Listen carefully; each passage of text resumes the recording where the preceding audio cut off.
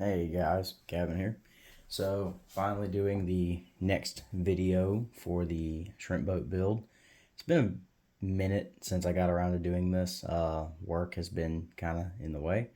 So, aside from that, and aside from constantly not having time to work on it, I finally got around to finishing the keel, and we're going to work on doing some of the frames today. So, first and foremost, biggest thing is going to be with the keel. When you go to put the keel together, you've got to make sure that it's completely flat and it's completely straight. Best thing to do is to take some, what I did was I took glass and laid it across the workbench surface, and then made sure that the glass was dead level. So I took a line level and laid it across the glass, made sure everything was flat, straight. Then I took the full-size drawings that I've shown in another video, laid those out, and then I took some wax paper. Got some right here. Just plain old everyday wax paper. You know, nothing crazy, nothing fancy.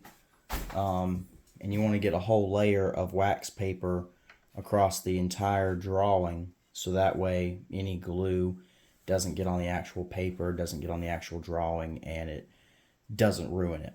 So what I did, you have to cut one of the big balsa sticks. You've got to cut it to size, and you have to then glue the joints. That's a separate piece. Those are laser cut. This is one long stick. Those are two separate laser cut pieces, as is that, and then moving up to the corner. Now, when it came time to do the stuffing box, this is one of the reasons why you have to have the running hardware kit, which is, separate, before you build the keel. It is an integral part of the keel. You absolutely have to have it, assuming that you're not just going to take some wood and fill it in. So what I did after getting the stuffing box, I just used some JB Weld, Marine Weld adhesive, 2-part epoxy, nothing crazy, and then proceeded to, you can kind of see the white here and there, slather it on the stuffing box, and then laid everything flat. Used the railroad rail along with some spikes, the jar of sand, and a few other heavy things. Laid everything nice and flat. Took some clamps, clamped it all together so it stayed flat and firm, and then that dries in about 5-10 minutes or so. It gets to the point of where it's not tacky. I let it dry for probably, I'd say I let it dry overnight, and then proceeded to, from there, I was able to do some cleanup as well as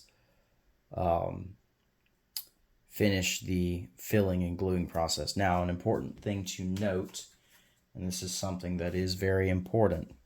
So, with the keel, let's see if I can get this in focus. So, if you'll notice, the stuffing box is a slightly bigger diameter than the wood that you are using for the keel. So you have to shim the underside of the wood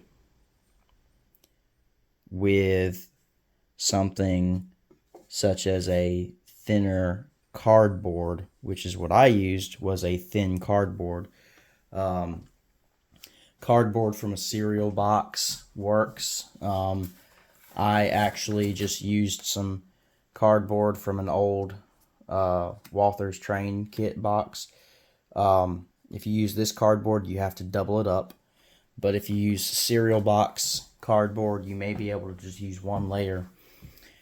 You have to shim the wood on all sides around the stuffing box. The stuffing box will be laying flat on your surface, and the wood has to be shimmed, so many mils to get the stuffing box to be centered completely, like I showed you, on the in between those wood parts, because if it's not centered, not only is it going to throw the keel off, everything's going to be out of line once you get down the road. And then the little square box of wood that's kind of built around that with a hole in the top, that's the gap. You can actually kind of see it on the drawing right there. That's the gap for the rudder post. So anyway, that's where I'm at right now with the keel. So moving on, I'm going to show you guys how we go ahead and assemble one of the frames. I'm not going to show you how to do all of them, because if you follow the instructions, building the frames is very straightforward, and it's pretty much the same process for all the frames. So there isn't much of a point to show you the process of building each one. If you can build one, you can build all of them. The way the kit is designed is very nice. It's very easy to build, easy to do, easy to figure out. Word of advice though, when you go to build the frames, just make sure that you're using the same method of wax paper over the drawing, and just make sure that your work surface is flat. That's going to be the key to building this kit so far, is just making sure your work surface is completely flat. If it's not, you're going to end up with bows and curves and warps in your build on parts that need to be dead flat. This isn't a full-size boat. Even though it is a very large kit, it's not full size. You're not building it so big that the weight and distribution of everything kind of outweighs any slight deviation. It'll be a lot more easy to spot shaping issues, so to speak, on a vessel of this size. So we're going to move on from the keel. I'm going to set it to the side, and we'll get started on building one of the frames. Alright, so now we're going to go over the framing. So with the framing, you have a couple of different ways that you can do it.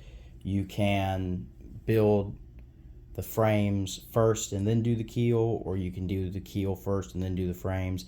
I did most of the frames to begin with, and then I started on the keel, but that's neither here nor there really. So when it comes to framing, you have two pieces of balsa, or plywood, actually I think it's birch plywood, that you'll cut out. You'll have two sheets of these. One cuts out for one side, one cuts out for the other. So you have these frame drawings. You have first frame, second frame, third frame, fourth frame. This little outside dotted line is your fifth frame, and they're numbered. What you do, the first frame is the only frame that has a full outline. Every other frame, you just line up the outside edge to further down till you get to the very last one of that page. And there's a page with 1 through 5, and then 6 through 10. 10 is just one big solid piece. So what you'll do is you'll want to take some super glue and glue this joint first. I always do it that way, so that way you have one solid piece. And then you take the balsa wood. You want the hard piece of balsa, not the softer balsa.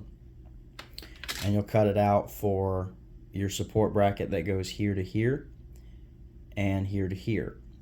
This is mostly your deck support right here. This is just your lower support, kind of your lower bulkhead support. And what those do is those keep the bulkheads from bowing, they keep them from warping, and they keep them from doing this number when you do the planking. So I'll show you guys one that I've already finished.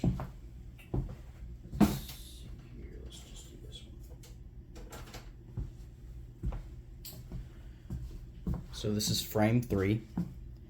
So frame 3 would have been roughly right here.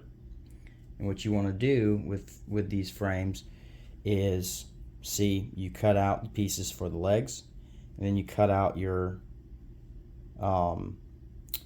support pieces.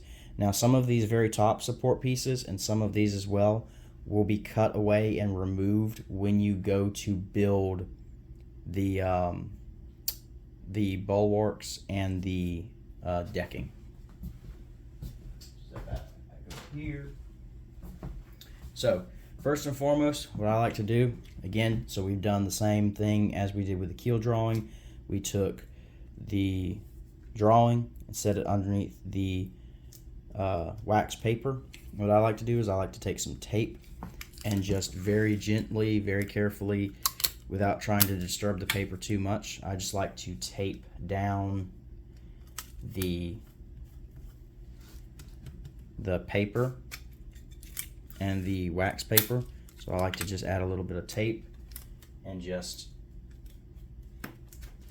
that way it keeps the top layer of wax paper from sliding around too much. It keeps the underside drawing from sliding away, and it keeps this wax paper, which is very slippery, from sliding off the top of the paper and then ruining your work as you're trying to glue, because it is very important when you build these frames that you keep them on the drawing as close to where they show they're supposed to be on the drawing as possible while you work on them. Because if you don't, what ends up happening is you could end up with one that's where it's supposed to be and the other one that's slightly off, if you're not careful. Or, and it could be too much like this, too much like this, so you want to have them spaced out the exact way that they're supposed to be. So what we'll do is we'll go ahead and get a little bit of super glue, so that we can just do this first glue joint first. What I like to do is I like to use, sometimes I'll use this, and sometimes I'll just use plain, Loctite super glue. Now you'll notice on some of those other frames, specifically the one that I showed you, it had wood putty over this gap. I like to add wood putty later, wood putty filler later, once the bond is done and everything's said and done, and I'll sand it down. That way the frame has had not only glue in the middle, but it has a wood filler. So whenever the frames are done, you just have that much more structure to the frame itself. So what we'll do is we'll just come in here, we'll line up everything first. So we'll make sure that the frame drawing is in its correct position. Line up the frame. You take a piece of a spike or something to just hold it in place while you line up the other one. You make sure that the other one lines up exactly, and it does. So what you'll do, all you'll really do now is you'll take a little bit of glue, just a little bit on the ends.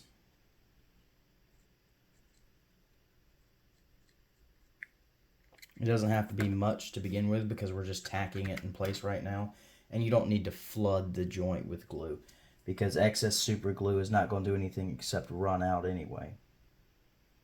And you just press them together, holding it in place. If you need to do any kind of adjustments, this is the time to do them.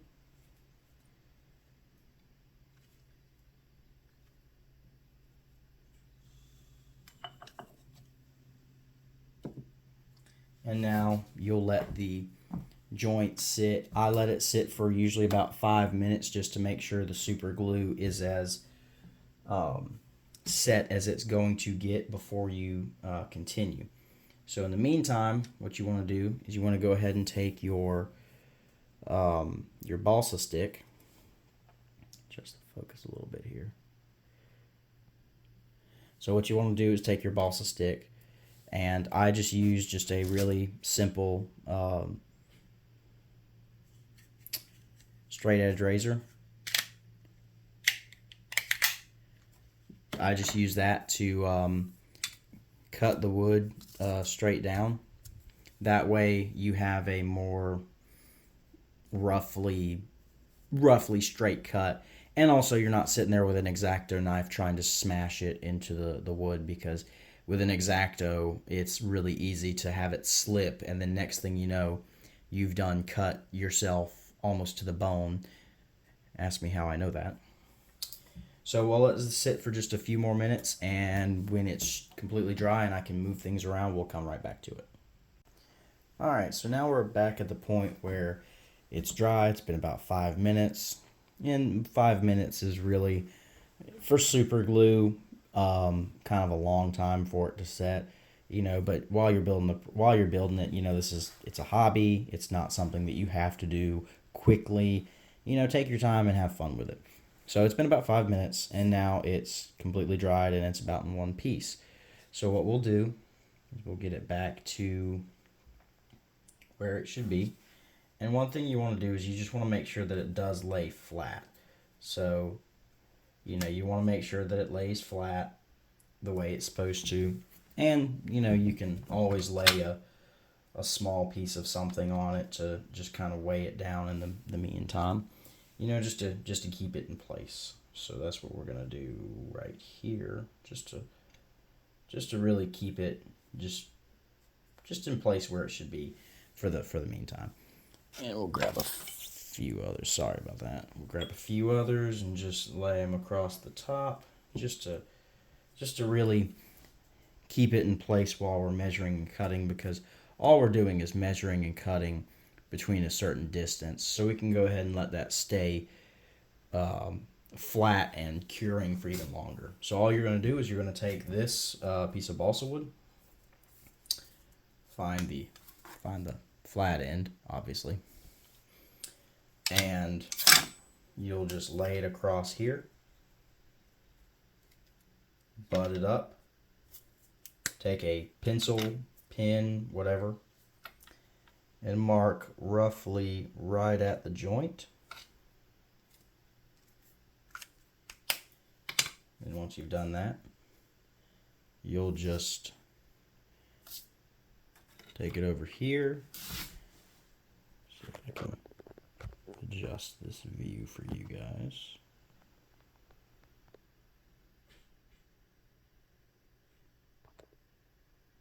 Okay. So then you'll take it. I don't always go to the very furthest out. You just don't want it to have that much play. So then you'll take it, line it up, make sure that you're roughly straight.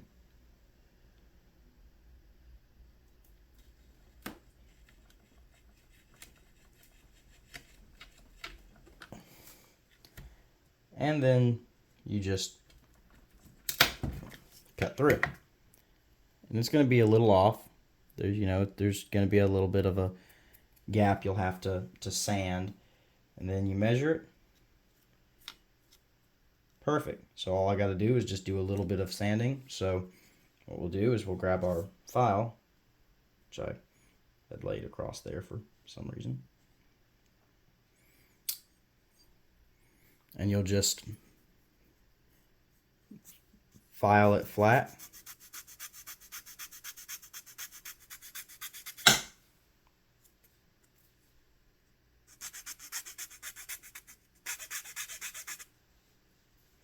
A little bit at a time.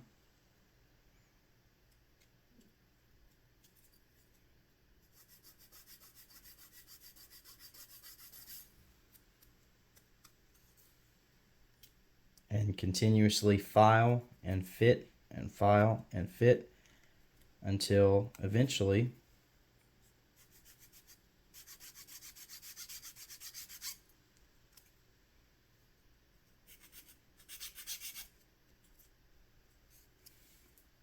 with just the right amount of pressure, it fits right where it should be, and it doesn't bow up. It doesn't do anything weird, and you can run your fingertip across the top and it's nice and flush. So once it's at that point, all you got to do is take a little bit more super glue. We'll use this one this time just because there's a little bit more in there. And you'll add a little bit here. Not much, just a drop, a little there, a little there, and a little there. Not much, you don't need a lot. And then you'll just take that and set it in there. And now you wait a little bit, and that's your first support brace. So this is the way that I do it. Obviously everybody has their own methods on how to build the frames, and basically all you're going to do when you go to do the support legs and the rest of the bracing, you'll do the same thing. You're going to cut and fit and cut and fit, and you always want to cut them a little bit large and then proceed to sand down to the right size a little bit at a time. Test it, sand a little bit more, test it, sand a little bit more, test it. I recommend a file that's not too aggressive, that way it doesn't remove way too much material every time you sand for like 5 seconds, so you don't want to remove too much material. And then when you go to do the legs, notice how there's a flat line, which is the top of your building board, and they go up at an angle. So you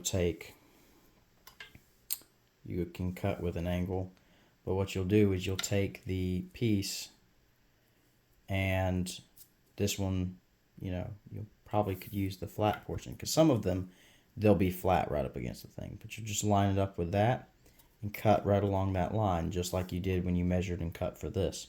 And then once you've done that, you glue those legs the same way that we glued this on, the support beam here, same way we glued this, just a little bit of super glue, push it up against that, hold it in place for a few seconds, put a small weight on it to hold it steady and firm, and you'll do the same thing up here, and that's how you build your frames.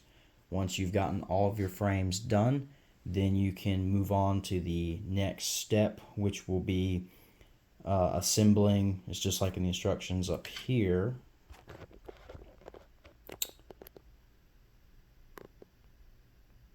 Just like the instructions up here, the next step is now going to be building your